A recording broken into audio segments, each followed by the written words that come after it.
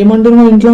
నువ్వు college Poco అన్నాడు. దేనికి అంటే నేను రేపు నేను తీసుకోవద్దు పోలీస్ స్టేషన్ లో సైన్ పెట్టు, అన్నను టార్చర్ చేస్తున్నా అని చెప్పేసి నేను మిగతాది ఏం రాపియాలో నేను అది రాపిస్తాను మా డాడీ అంటున్నాను. అంటే ఇప్పుడు టార్చర్ చేపిస్తాను చెప్పి సైన్ పెట్టడం ఏంటండి?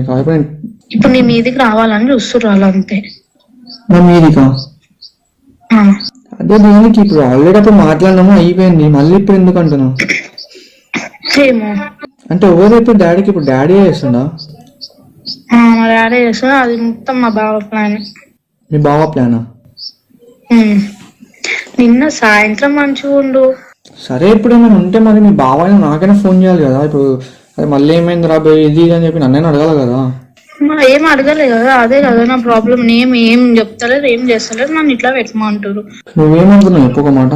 నేను ఎడికైతే ఆడికి అని నేనున్నా. అంటే ఎడికైతే ఆడికి అంటే ఎట్లా అంటున్నాను? నేను పెట్టనీకి రెడీగా లేను అంటే నేను చేస్తున్నావా అని అడుగుతారు. అవునానే కదా నేను చెప్పాలి. అందుకే నేను నిన్ను అడుగుతున్నా నువ్వేమనుకుంటున్నావు అనేసి. ఏమనుకుంటా నాకు ఏం అర్థమైతే ఫస్ట్ ఆఫ్ ఆల్. ఇప్పుడు నేను అది పెట్టిన అనుకో సీదా మీ ఇంటికి వస్తారు, ఇట్లా చెప్పింది మా పిల్ల అనేసి. మరి నేను ఏం చేయాలి? నేను పిచ్చిదాన్ని మధ్యలో. డాడీని అడగొచ్చు కదా, ఏమైంది డాడీ మళ్ళీ ఎందుకు ఇట్లా చేస్తారు? అడిగినా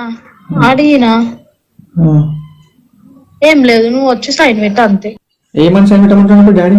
వాళ్ళంతా రాసి పెడతారంట, నువ్వు ఉత్తే అవును నన్ను టార్చర్ చేస్తున్నావు అని చెప్పి నువ్వు సైన్ పెట్టు అంతే.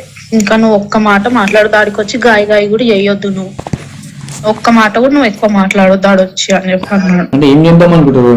అంటే నా లైఫ్ స్పాయిల్ చేద్దాం అనుకుంటారు అంటే ఏంటి? ఆ రోజే అన్నారు. ఏమని?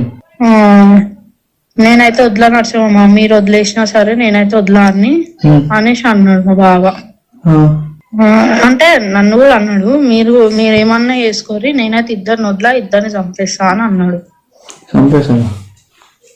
అయితే నేనన్నా అవును మీకు మనుషుల మీద ఎప్పుడు ఉందని, ఇప్పుడు మీకు అసలు మనుషులు అంటేనే విలువలేదు మీ ముఖాలకి అని నేను ఒర్రినా. ఏమంటలేదు.